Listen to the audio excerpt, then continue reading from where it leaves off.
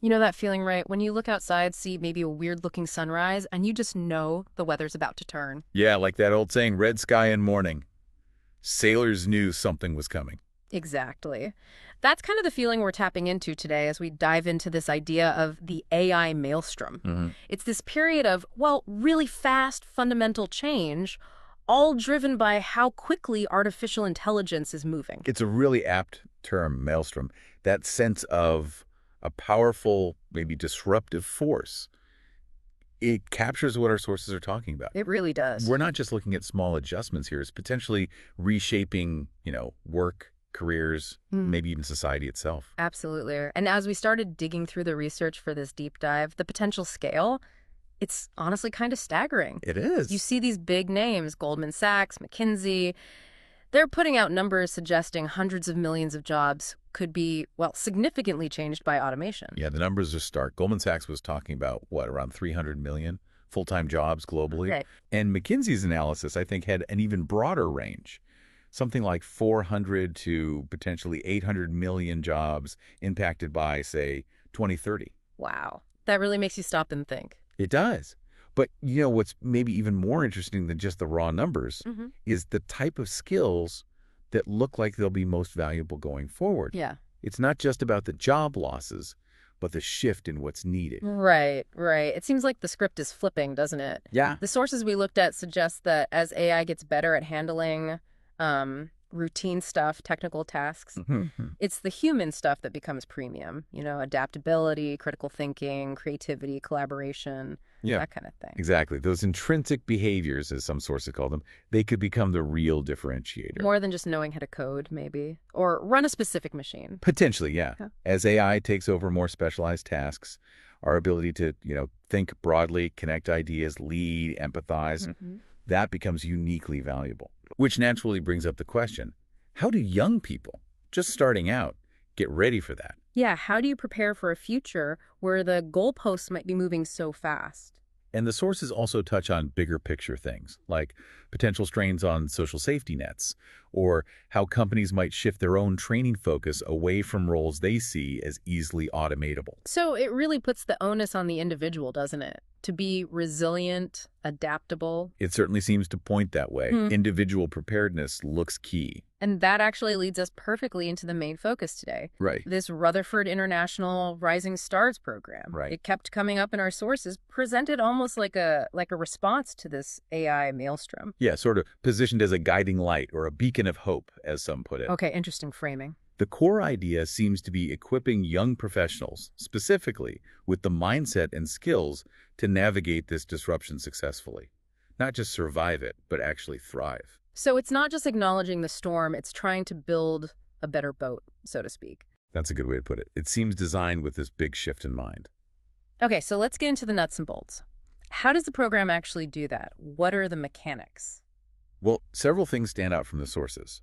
First, it provides a framework. A framework, meaning? Like structure and resources. A path to follow for planning, for strategizing, for figuring out how to overcome the uncertainty AI brings. It's not just abstract advice. Gotcha. So practical tools, maybe a roadmap. Teams like it. And another big piece is community. Ah, okay. Networking. More than just networking, I think. It's about building a supportive ecosystem, connecting these young people with experienced mentors, but also with other ambitious peers who are going through the same thing. So you're not facing this huge wave alone. Exactly.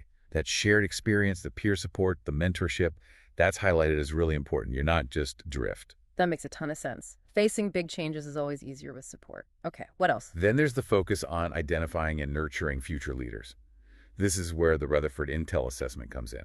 Right, I saw that mentioned quite a bit. The assessment. Tell me more about that. So according to the materials, this assessment has a remarkably high predictive accuracy.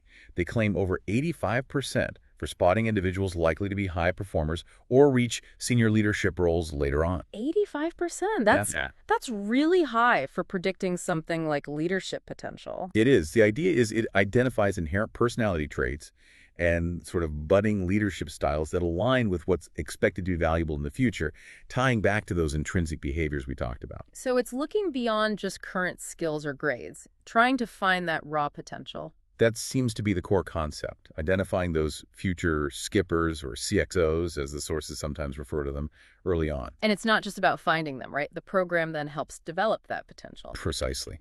That's a huge part of it. Yeah. The sources talk about tailored career development, personalized mentorship, guidance specifically aimed at long-term success in this evolving landscape. So it's customized, not a one-size-fits-all approach. Apparently so.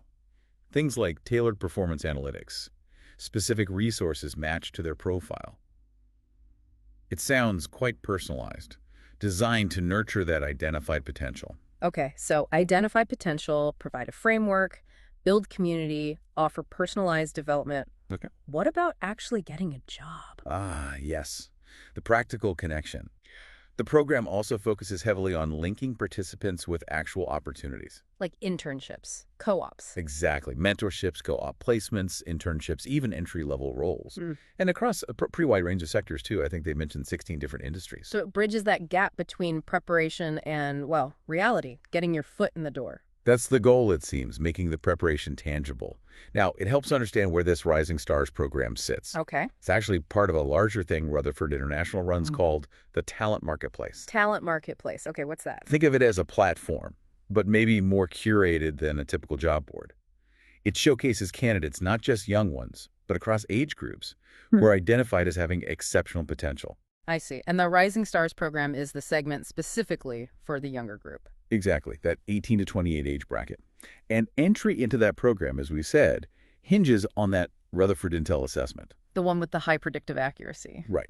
You need to score above average on that assessment to even be considered for an invitation to the Rising Stars program. It really emphasizes that focus on innate potential. Okay, so it's selective. Makes sense. Now, flip the coin. What's the draw for employers? Why would a company use this talent marketplace or look specifically for Rising Stars participants? Good question. The sources lay out a few key benefits for businesses. First, access to talent that supposedly performs much better. Performs better, how? The figures cited are pretty striking, something like 48% higher productivity and 25% greater profitability compared to average hires in similar roles. Wow, okay, 48% higher productivity. That's significant. Very. So employers are potentially tapping into a pool of pre-vetted high-impact young professionals. Reduces the hiring gamble, maybe? That seems to be part of the appeal. Which leads to the second benefit, streamlining talent acquisition. Making hiring easier, faster. Potentially, yes. Less time sorting through resumes, lower risk, maybe lower costs overall, because you're starting with a pool identified for high potential. It's about efficiency and quality. And I imagine there's a long-term angle, too. Definitely. The third benefit mentioned is building a robust talent pipeline. Companies can spot potential future leaders early and nurture them within their own organization. Helps with succession planning. Right, thinking ahead about who will lead the company down the road. Makes sense, especially with all this change coming. Exactly. Planning for the future workforce. Okay, let's circle back quickly to the Rutherford Intel assessment itself. It seems pivotal. We know there's a cost, I think, around $100. Yeah, the sources state $99.99. So what does someone get for that, besides the chance to qualify for the program? Well, you get quite a bit, actually. A comprehensive personality report, first off. Okay, self-insight. Right. Then an ebook that explains your specific leadership and communication styles in depth. Plus, personalized career guidance based on your results. So guidance even if you don't get into the main program. It seems so. And you also become part of a community, presumably online, of other driven professionals who've taken the assessment. So there's value there, regardless of the outcome for the Rising Stars invitation itself. Good for self-awareness, career planning. That appears to be the idea. And of course, if you do score above average, that opens the door to the Rising Stars program invitation. With its focus on those intrinsic traits and that claimed 85% plus predictive accuracy. Which, as the sources note, apparently outperforms 99% of other psychometric tools worldwide. It's a big claim, emphasizing their confidence in identifying that core potential. Okay, so pulling it all together, we have this looming AI Maelstrom, big changes, lots of uncertainty, especially for young people starting careers. Yeah, challenging landscape. But then you have initiatives like the Rutherford International Rising Stars program. It uses this specific assessment to find potential.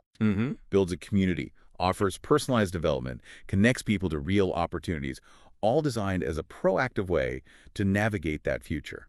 That sums it up nicely. The core message seems to be, Yes, the future of work looks different, maybe turbulent, but proactive steps, continuous learning, and programs focused on developing these future-proof skills offer a way through. It's not just about weathering the storm, but learning to sail in it. Precisely. And ultimately, that adaptability, that commitment to learning those uniquely human skills, that's probably going to be crucial for everyone, program or no program. Absolutely. Which brings us to a final thought for you, the listener. When you reflect on your own path, your own career, Yeah. what strengths, what intrinsic qualities do you think will be most vital for you personally, navigating a world increasingly shaped by AI? Yeah. What's your personal strategy? As you see those red sky moments in your own field, how are you preparing? It's worth thinking about. Definitely. And if you are curious to learn more about your own potential through that assessment or want details on the Rising Stars program itself, you can check out rutherfordintel.io. Or there's an email address provided in our source materials, research@rutherfordinternational.com.